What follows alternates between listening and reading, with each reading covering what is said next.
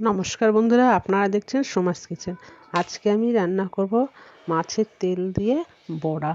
এখানে আমি নিয়ে নিয়েছি কাতলা মাছের তেল, কিছু পেঁয়াজ কুচি, কাঁচা লঙ্কা কুচি, আদা কুচি আর কয়েকটা রসুন। এগুলোকে সব কুচি করে নিয়েছি। এখন এর মধ্যে দিয়ে দিচ্ছি আমি বেসন দিয়ে সমস্ত উপকরণগুলোকে একসঙ্গে মেখে নেব মাছের তেলের সঙ্গে। বেসন নিয়ে নিলাম আর নিয়ে নিচ্ছি হলুদ দিয়ে দিলাম আর নিয়ে নেব নুন দিয়ে দিলাম। এখন আমি সমস্ত উপকরণ একসঙ্গে মেখে নিচ্ছি। দেখুন, এইভাবে শুকনো করে সব উপকরণগুলো আমি মেখে নিলাম।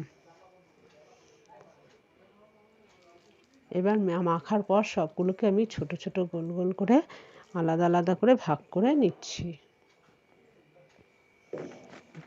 এতে আমার বড়াগুলো ভাজতে সুবিধা হবে।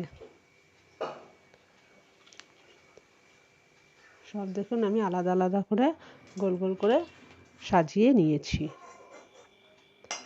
এখন আমি কড়াই গ্যাসে বসিয়ে দিয়েছি। তেল গরম হয়ে গেছে। তেলের মধ্যে একটা শুকনো লঙ্কা ভেজে নিলাম। এখন একটা শুকনো লঙ্কা ভেজে তুলে নিয়েছি। এবার তেলের মধ্যে বড়াগুলো আমি ছেড়ে দিচ্ছি একটা একটা করে। বড়াগুলো বেশ লাল লাল করে ভেজে নেব।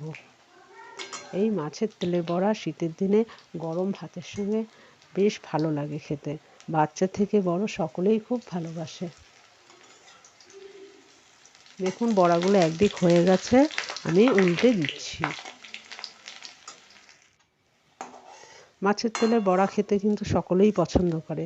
অনেকে মাছের তেল বেগুন দিয়েও পেঁয়াজ দিয়েও রান্না করে খায়, কিন্তু একবার এইভাবে বড়া বানিয়ে খেয়ে দেখবেন, খুব ভালো লাগে।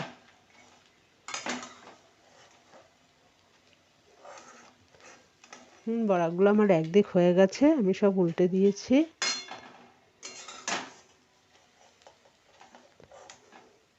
বড়াগুলো আমার সব দুদিকে ভাজা হয়ে গেছে। এখন আমি নামিয়ে নিচ্ছি।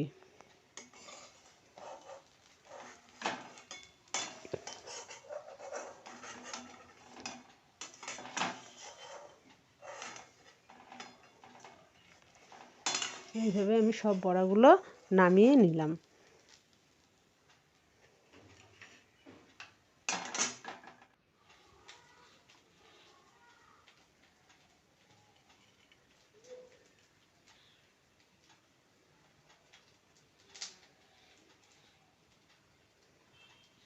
দেখুন, সব বড়াগুলো নামিয়ে নিয়েছি।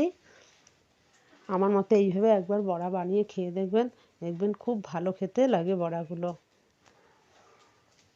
গরম ভাতের সঙ্গে তো অসাধারণ লাগে, আর কিছুই লাগে না, বড়া দিয়েই খাওয়া হয়ে যায়।